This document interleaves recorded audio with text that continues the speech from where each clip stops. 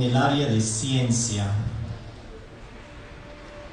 hay dos puntos o dos testimonios de la hermana White que han sido cuestionados grandemente. Tiempo faltaría citar el área de salud. Voy a concentrarme específicamente en el área de ciencia, que ha sido cuestionado. Pero primero leamos de la palabra del Señor en Apocalipsis capítulo 19, versículo 10. Yo me postré a sus pies para adorarlo y él me dijo: no hagas eso.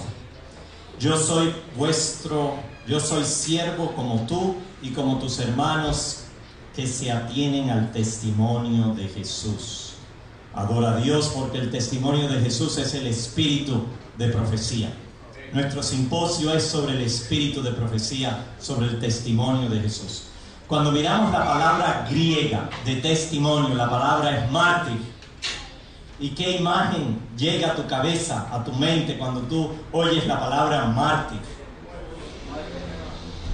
Alguien que ha muerto por su profesión de fe.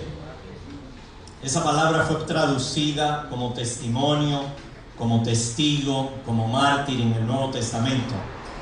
Pero leamos Apocalipsis capítulo 20, versículo 4, de cómo la palabra de Dios dice que en los últimos días, durante el período de la marca de la bestia, los santos de los últimos días, los que observan los mandamientos de Dios y la fe de Jesús, serán decapitados, porque creen en el testimonio de Jesús, porque serán mártires por el espíritu de profecía.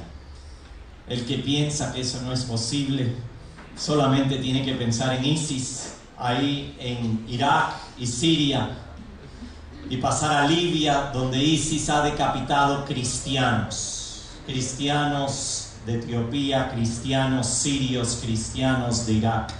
Dice la palabra del Señor: y vi tronos, y se sentaron sobre ellos los que recibieron autoridad para juzgar, y vi las almas de los decapitados por el testimonio de Jesús. ¿Y qué es el testimonio de Jesús? El espíritu de profecía.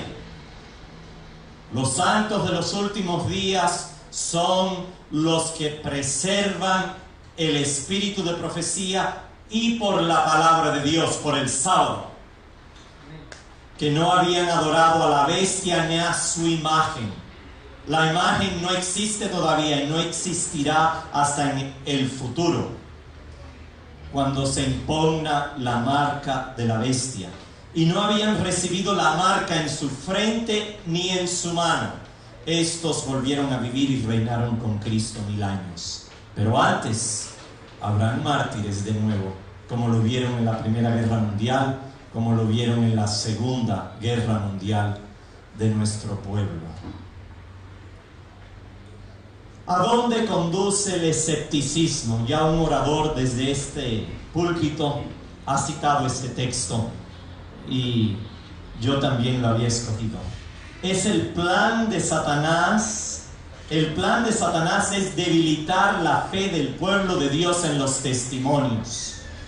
El siguiente paso será el escepticismo al respecto de los puntos vitales de nuestra fe. Así escribe la sierva del Señor. Primero dicen: yo no creo en eso que escribió Elena de White.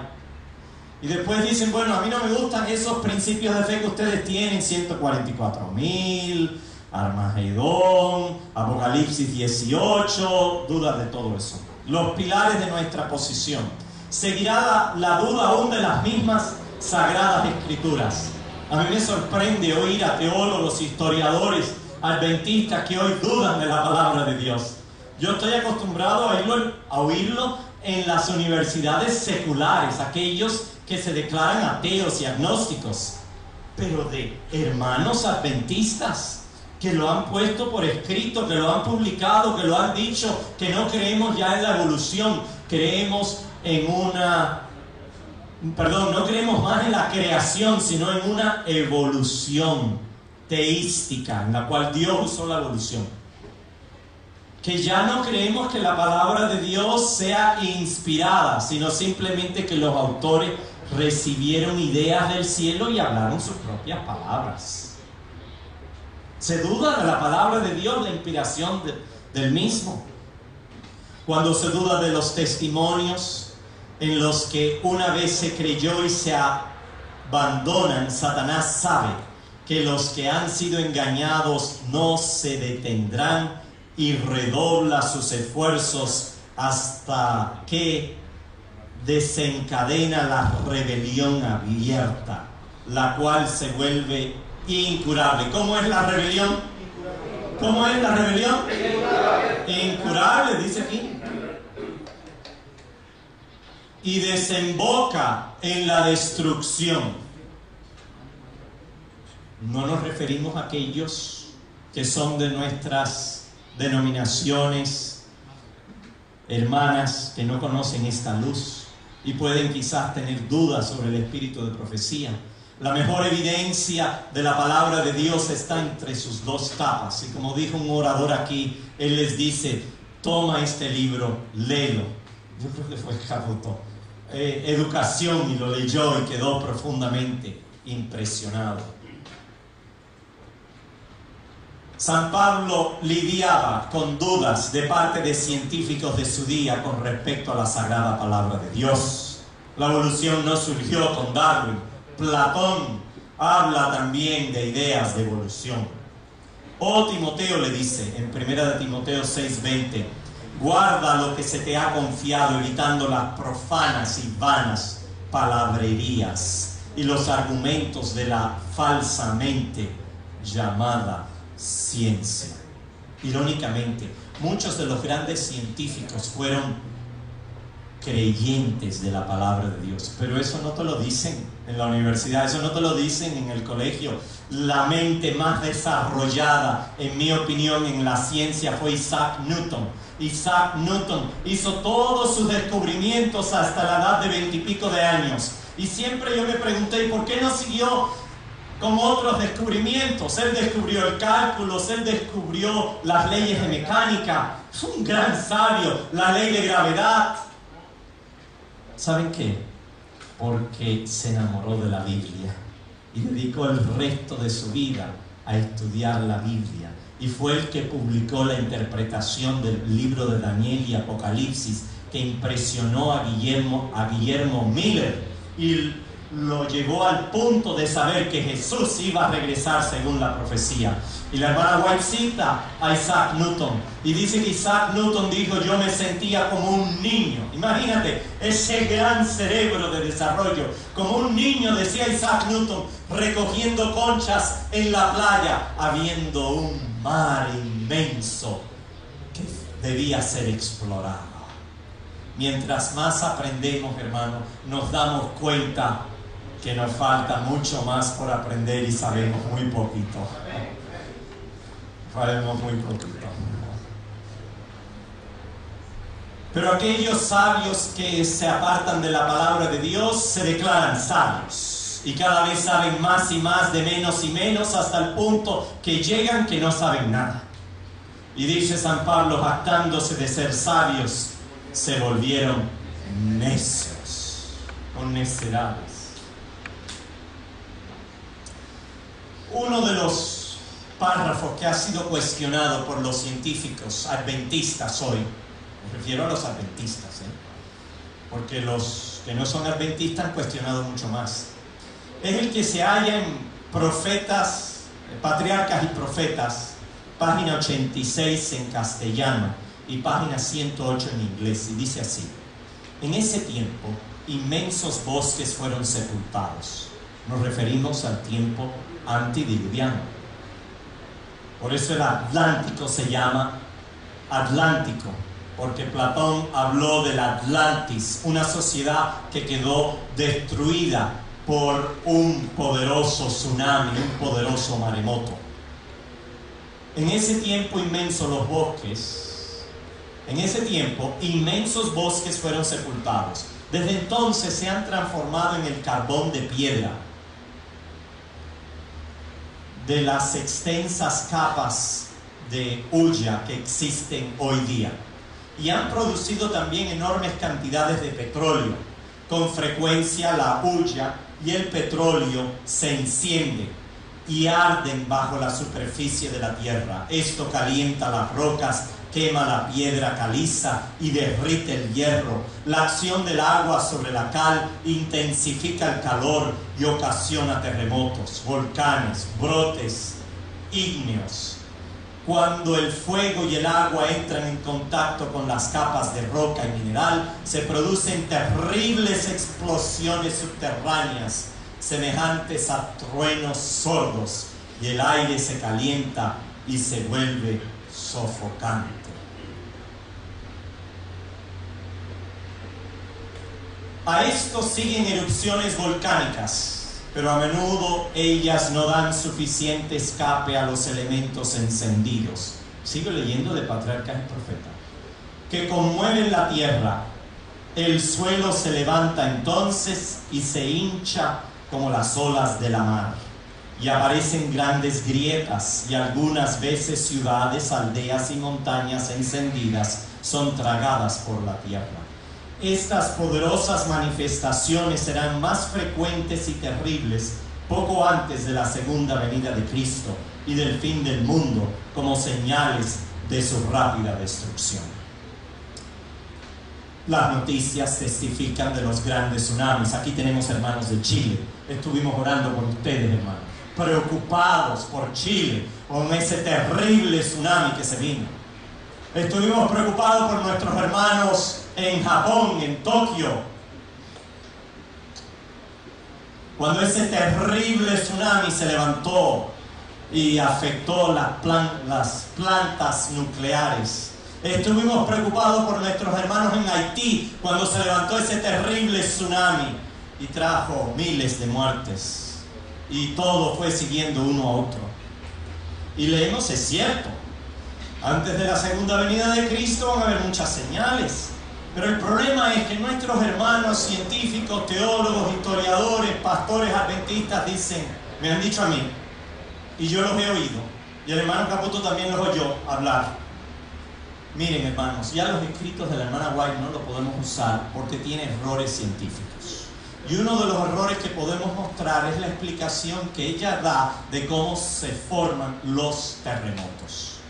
No hay ninguna evidencia hoy de que los terremotos son formados de esta forma, que con frecuencia la hulla y el petróleo se encienden y arden debajo de la superficie de la tierra, y las rocas se calientan y se derrite el hierro y se intensifica el calor, y el fuego y el agua entran en contacto y entonces producen terribles explosiones subterráneas.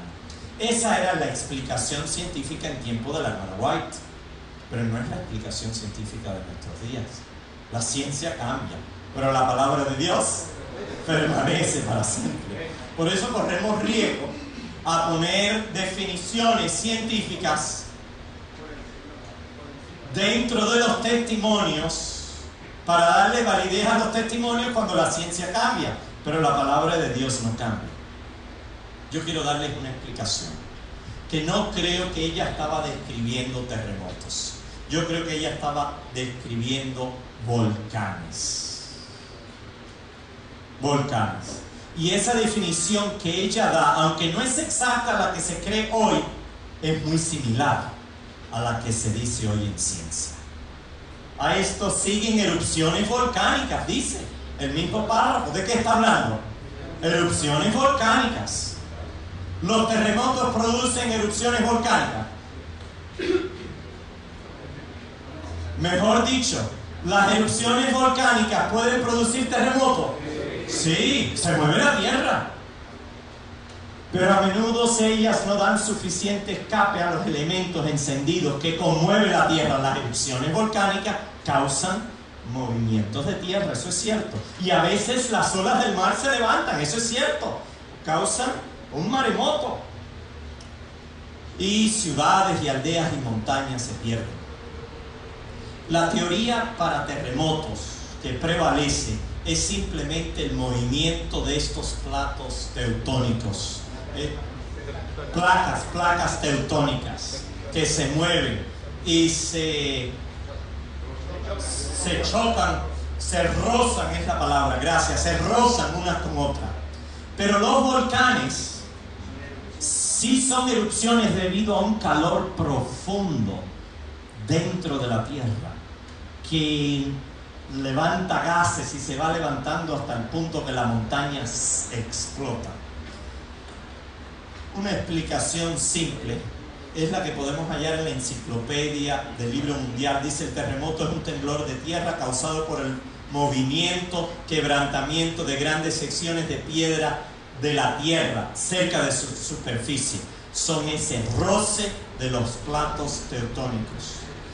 La definición de volcanes es: la mayoría de los volcanes son montañas, dice la enciclopedia del Libro Mundial. Las erupciones de las montañas volcánicas causan las nubes de humo y de fuego, ella hablaba de fuego, de ríos de lava por sus costados, y han causado los mayores desastres en la historia, destruyendo pueblos por completo y matando miles.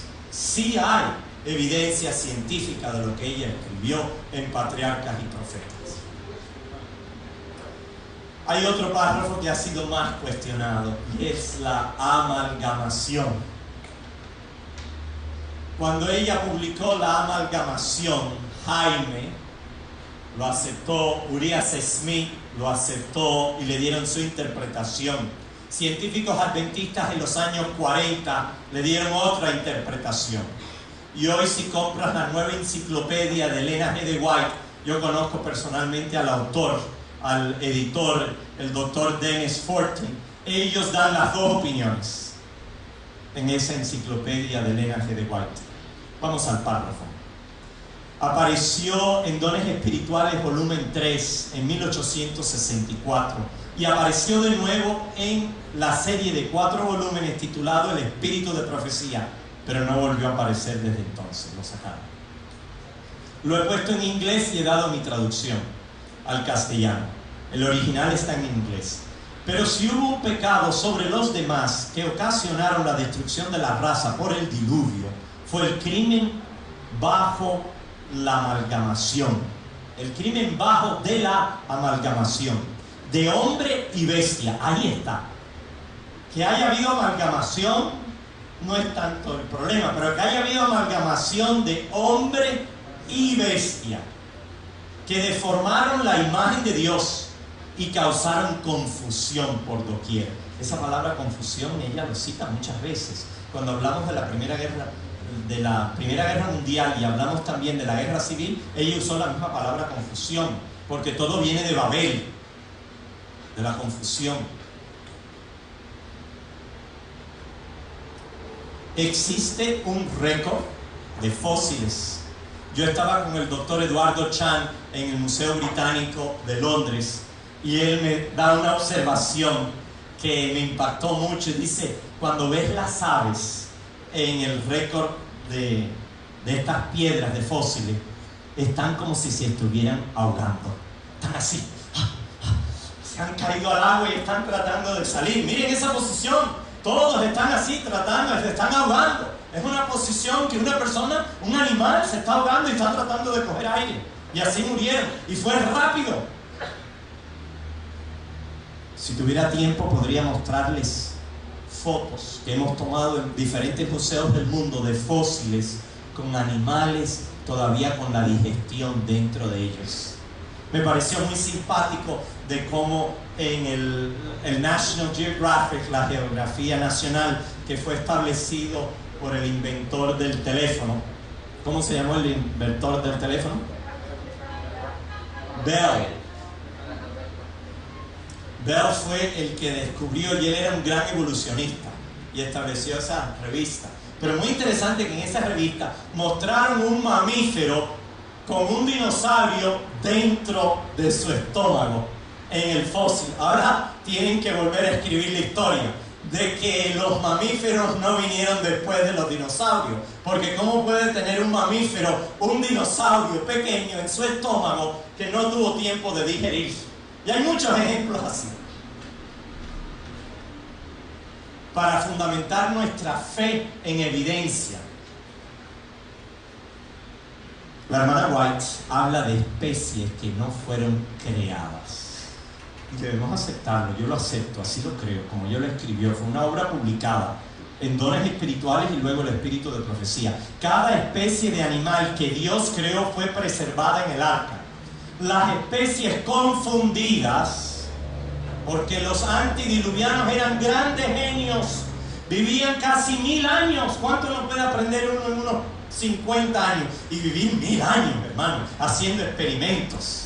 Y con una mente dotada así cerca de la creación de Adán. Hoy se dice que los grandes genios usan apenas el 10% de su cerebro, pero aquellos estaban usando un 80, un 70, un 90% de su cerebro. Tenían un alto desarrollo intelectual y se dedicaron a jugar con la ciencia.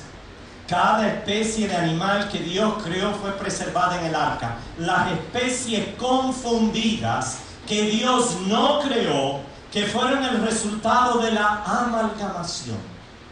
El amalgama lo usan los dentistas.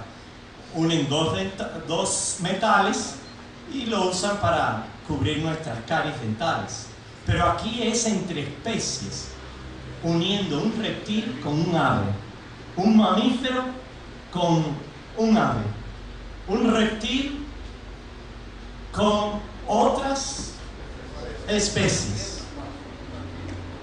Fueron destruidos por el diluvio. Los dinosaurios sí existieron. Por favor, aceptemos eso, está en el informe bíblico. Pero quiero decirle, algunos dinosaurios Dios creó y otros dinosaurios Dios no creó.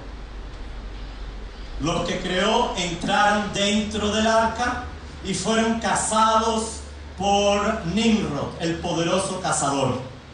Y aparecen en el récord histórico de los mayas y de otros pueblos aborígenes, que tienen dibujos de ellos. Entre los aztecas también aparecen ciertos dibujos. ¿Qué diremos de Tyrannosaurus Rex? El T-Rex.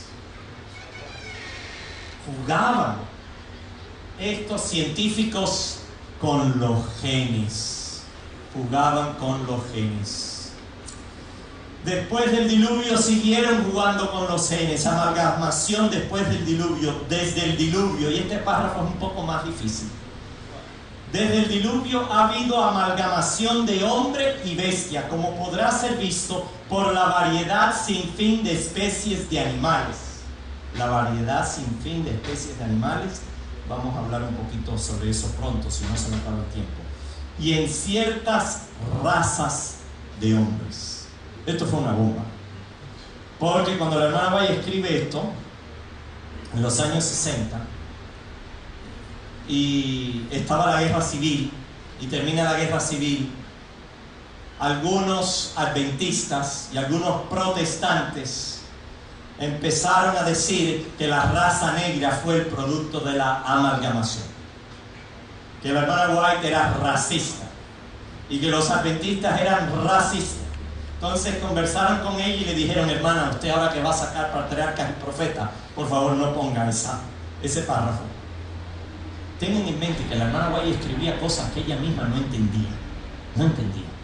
No sé si a ustedes les ha pasado que han estado en un estudio bíblico y le han hecho una pregunta y usted ha dado una respuesta y después usted se queda pensando: ay, ¿cómo yo di esa respuesta? Yo esa respuesta no la sabía. Y luego te pones a buscar en la Biblia y en los testimonios y te das cuenta que esa respuesta vino de Dios. Amén. Yo he tenido esa experiencia, hermano, y lo he notado en mi diario. Yo escribo un diario. Y me sorprende, ¿no?, que el Espíritu de Dios usa a un humano débil, pecador, para transmitir su verdad. La hermana Guay escribió muy claro de que ella no era racista, que tanto la raza negra como la raza blanca y la raza india y la raza china, todos esos genes estaban en Noé. Todos estaban en Noé, todos son descendientes de Noé. Y con el desarrollo de la humanidad ha habido una diversificación, una expresión de esos genes. Por eso no aparece ese párrafo en Patriarcas y Profetas, porque los pastores adventistas le convencieron que no lo pusiera, para que no fuera mal interpretado, como lo estaban mal interpretando. Pero vamos a otro párrafo que sí fue traducido y lo tenemos en Mensajes Selectos. La sierva del Señor dice que ninguna planta tóxica, ¿cuáles son las plantas tóxicas? El tabaco, la coca, la cola, el mate, la marihuana, el café, el té chino. Todas esas, ninguna planta tóxica fue colocada en el gran huerto del Señor, pero después que Adán y Eva pecaron, comenzaron a surgir hierbas ponzoñosas. En la parábola del sembrador se formuló esta pregunta al padre de familia: ¿no sembraste buena semilla en tu campo? ¿De dónde pues tienes cizaña? El padre de familia contestó: un enemigo ha hecho esto. Mateo capítulo 13, versículos 27 y 28. Toda la cizaña es sembrada por el maligno, toda hierba perniciosa es de su siembra, y mediante sus ingeniosos métodos, hoy diríamos ingeniosa ingeniería genética, de cruzamiento, ha corrompido la tierra con plantas tóxicas.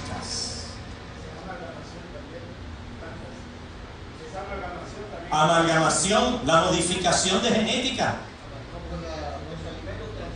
Son alimentos transgénicos, sí, que se ponen a jugar con los genes y le sacan genes animales y se lo ponen en las verduras, y sacan genes de una verdura y se lo ponen a otra, y de una fruta a otra.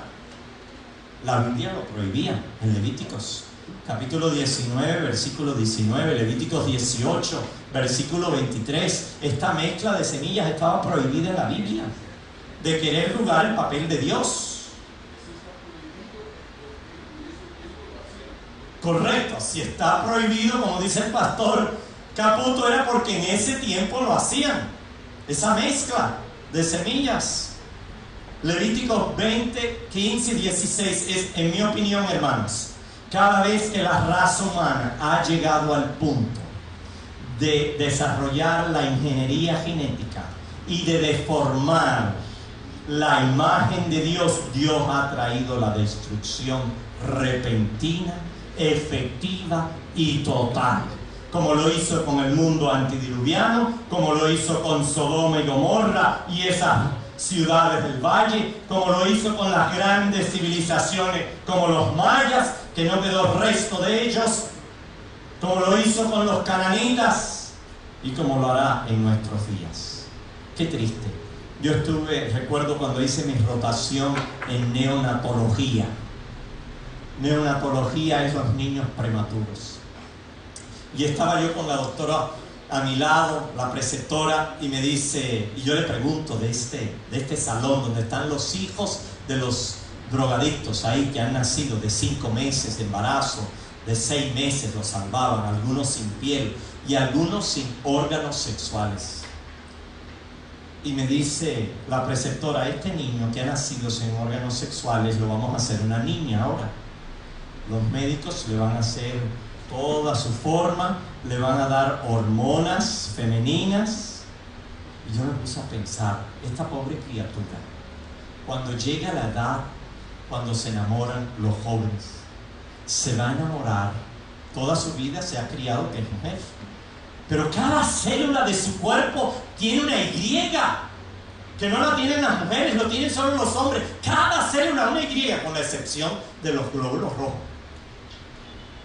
Y se va a enamorar de las muchachas, siendo ella criada como mujer. Pero es que los médicos y sus padres jugaron el papel de Dios.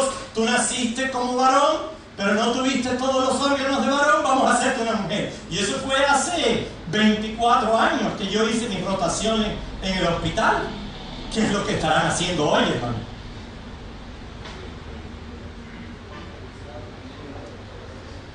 ¿Será que algunas de estas razas que desaparecieron fueron el producto de amalgamación, como la raza de los Neandertal de Europa? Y todos estos huesos que aparecen y les dan nombres que dejaron de existir, que nuestros hermanos cristianos dicen no son producto de la evolución, Yo creo también que no son productos de la evolución. Yo creo que son productos de la degeneración. Porque cuando tú juegas con los genes y todas las mutaciones, tú no aumentas la piscina de expresión de los genes, tú lo limitas. Tienes menos y menos genes, menos y menos variedad.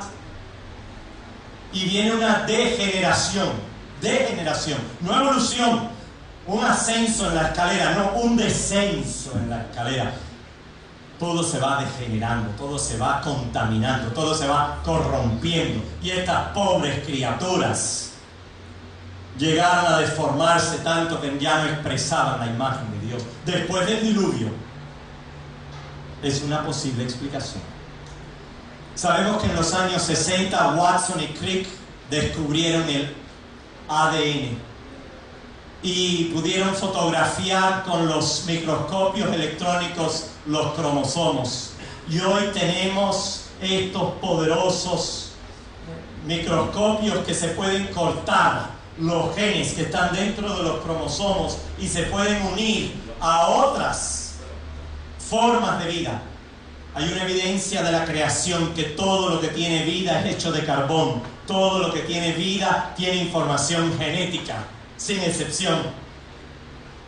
Y se pueden mezclar hoy con la ciencia que se conoce, por lo menos teóricamente, jugar con los genes.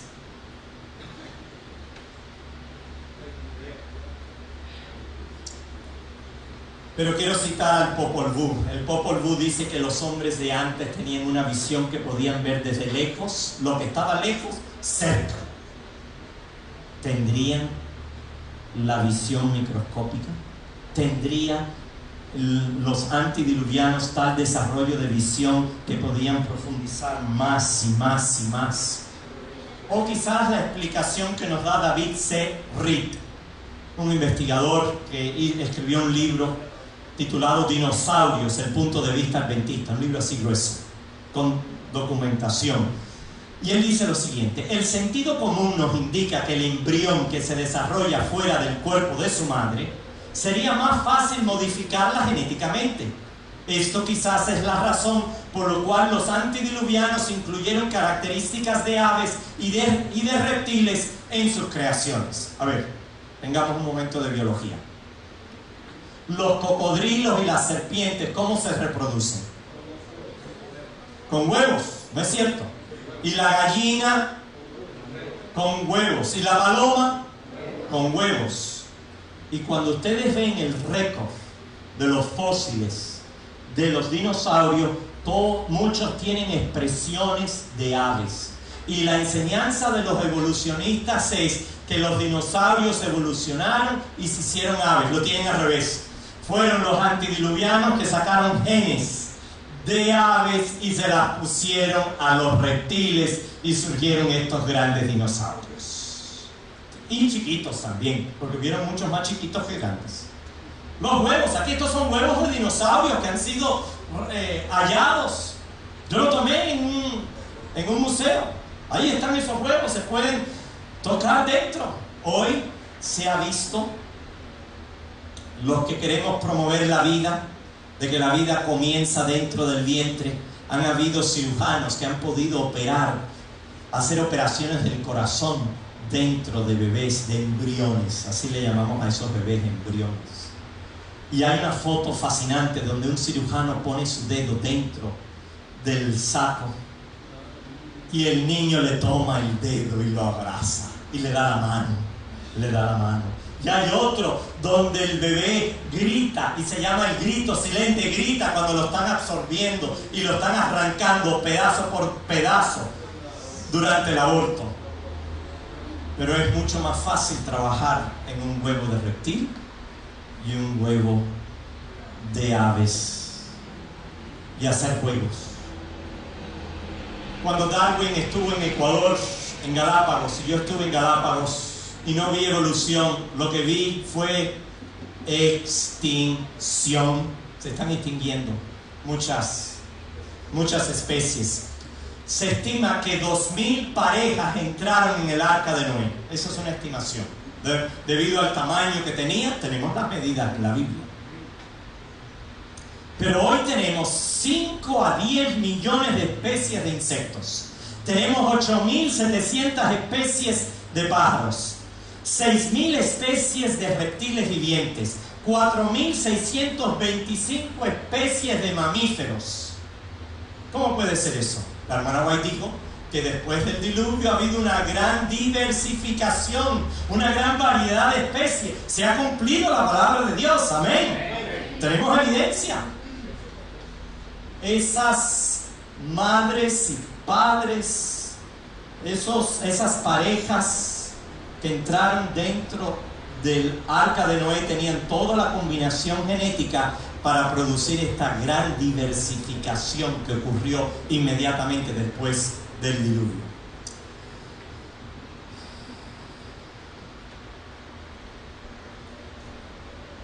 El Señor nos dice en su palabra, y terminamos con este texto. En el libro de Hebreos capítulo 11, el capítulo de la fe. Porque lo que estamos hablando es de fe. Es pues la fe, la certeza de lo que se espera, la convicción de lo que no se ve. Es fe, la certeza. Otras traducciones dicen el fundamento. Y otros han dicho que es una carta de poder. Nuestra fe está basada en la evidencia de la ciencia. Cuando la ciencia está de acuerdo a la Biblia, lo aceptamos. Cuando la ciencia está de acuerdo a los testimonios, lo aceptamos. Cuando está en contra, lo rechazamos. Y mi deseo para todos vosotros es que cuando encontremos algo que no podamos explicar, que oremos y investiguemos. Que Dios da sabiduría al que le falta para aumentar su fe. Gracias, Señor Jesús, por la evidencia que tú nos has dado, y no nos avergonzamos de los escritos en el espíritu de profecía. Amén.